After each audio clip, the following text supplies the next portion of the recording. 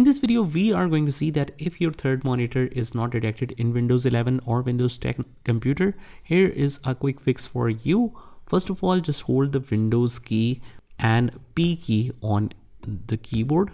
And you want to make sure that your display settings are set to extended. Otherwise, it will not be extended to the third display. Just make sure of that. And let's click on that extended version.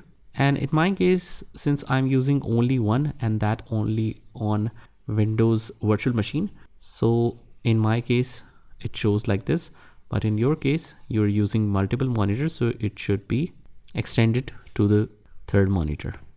Now if you want to change it to second screen only, you want to switch between different options, what you can do is just keep holding the Windows key and just start pressing P multiple times to see whatever options you want to go in.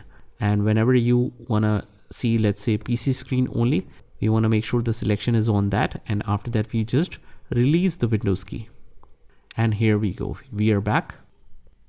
Something else what you can do and try is just write here display in the start menu.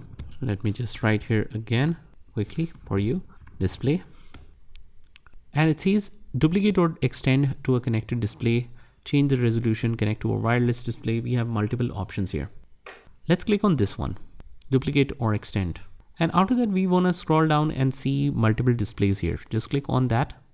And if we have another driver that we just want to detect, or display monitor that we want to detect, again, just click on the detect option and it should detect the third monitor as well.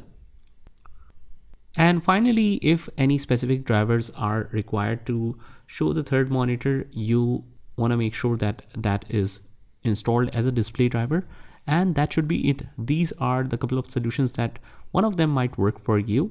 Just try this by yourself and I will see you in the next one.